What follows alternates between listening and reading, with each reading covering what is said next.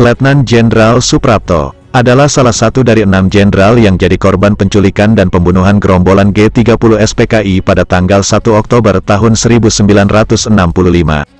Ia diculik dalam keadaan hidup di rumahnya. Selanjutnya dibawa ke Lubang Buaya. Di Lubang Buaya, Suprapto yang ketika itu masih berpangkat Mayor Jenderal, Maijen, dan salah satu pemimpin teras di Angkatan Darat akhirnya dibunuh. Jenazahnya lalu dimasukkan bersama 5 jenazah para jenderal lainnya dan salah satu perwira pertama TNI AD ke dalam sebuah sumur tua. Setelah dimakamkan di Taman Makam Pahlawan Kalibata, pangkat Suprapto yang juga mantan ajudan Jenderal Sudirman ini dinaikkan satu tingkat secara anumerta menjadi Letjen atau Jenderal Bintang 3. Lalu apa sebab yang membuat jenderal yang disebut Jenderal Nasution ini nyaris tak pernah musuh diincar gerombolan G30 SPKI untuk dihabisi? Rupanya, sang jenderal yang terkenal ramah ini salah satu jenderal Angkatan Darat yang memang anti PKI sejak lama.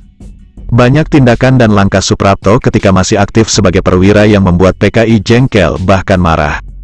Misalnya, ketika Suprapto diangkat menjadi Deputi Wilayah Dejah KSAD untuk Sumatera yang berkedudukan di Medan dengan pangkat Brigjen. Suprapto diangkat jadi Dejah KSAD untuk wilayah Sumatera pada bulan Januari tahun 1960. Mengutip artikel berjudul, Raden Suprapto, Kawan Perjuangan Jenderal Sudirman yang berakhir mengenaskan, yang ditulis Catur Wiharyo di Historia.id dengan jabatannya sebagai Dejah KSAD untuk wilayah Sumatera. Suprapto berperan dalam penyelesaian pemberontakan PRRI, Permesta. Ketika itu, pemberontakan PRRI, Permesta dalam tahap akhir penyelesaian. Suprapto mengupayakannya dengan merangkul para perwira yang terlibat PRRI, yang notabene merupakan veteran perang kemerdekaan. Upaya ini berhasil meredam potensi munculnya ketegangan baru, tulis Catur Wiharyo dalam artikel. Raden Suprapto, Kawan Perjuangan Jenderal Sudirman yang berakhir mengenaskan.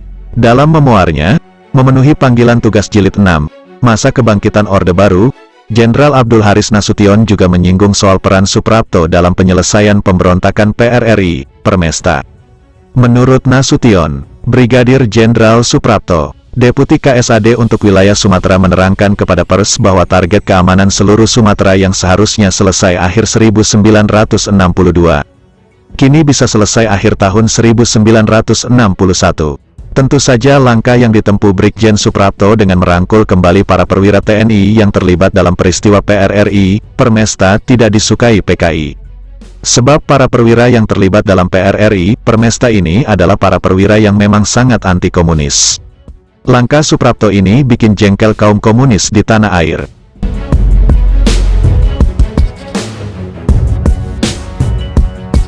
Karir Suprapto sendiri setelah itu terus menanjak naik. Apalagi setelah Letjen Ahmad Yani menjadi Menteri Panglima Angkatan Darat, Menpangat.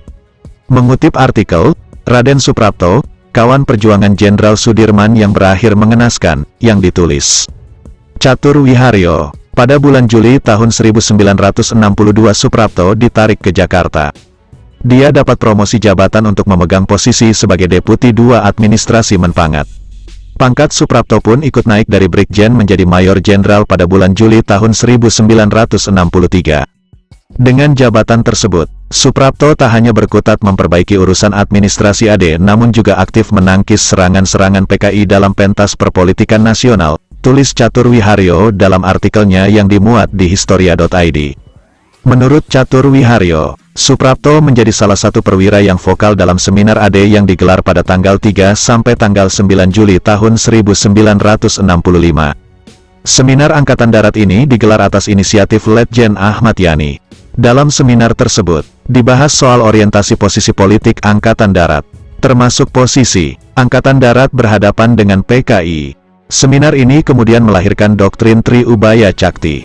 Masih menurut Catur Wiharyo dalam artikelnya mengutip pernyataan Ulf Sundausen, seorang pengamat politik militer. Dalam seminar Angkatan Darat tersebut Maijen Suprapto dan Maijen Parman, serta Brigjen Suwarto beberapa kali berusaha untuk mengajukan soal posisi Angkatan Darat berhadapan dengan PKI dan pemerintah. Tetapi Brigjen U. Rukman, dengan disokong Kolonel Asyukur, berhasil mencegah pembahasan mengenai soal itu. Sikap Suprapto yang terang-terangan anti-PKI ini ternyata makin membuat kaum komunis jengkel. Sampai kemudian tragedi berdarah pun terjadi pada dini hari tanggal 1 Oktober tahun 1965. Jenderal kelahiran Purwokerto, Jawa Tengah pada tanggal 20 Juni tahun 1920 diculik dari rumahnya oleh gerombolan G30 SPKI. Ia kemudian dibawa paksa ke daerah Lubang Buaya. Kemudian di sana, ia dibunuh. Pada tanggal 4 Oktober tahun 1965, jenazah Suprapto diangkat dari sumur tua di Desa Lubang Buaya, Jakarta Timur. Esoknya, bertepatan dengan hari ABRI tanggal 5 Oktober tahun 1965. Jenazah Suprapto bersama jenazah 5 jenderal Angkatan Darat lain dan 1 perwira menengah TNI AD dikebumikan di Taman Makam Pahlawan Kalibata, Jakarta. Suprapto bersama 5 jenderal lainnya dan 1 perwira menengah kemudian ditetapkan sebagai pahlawan revolusi.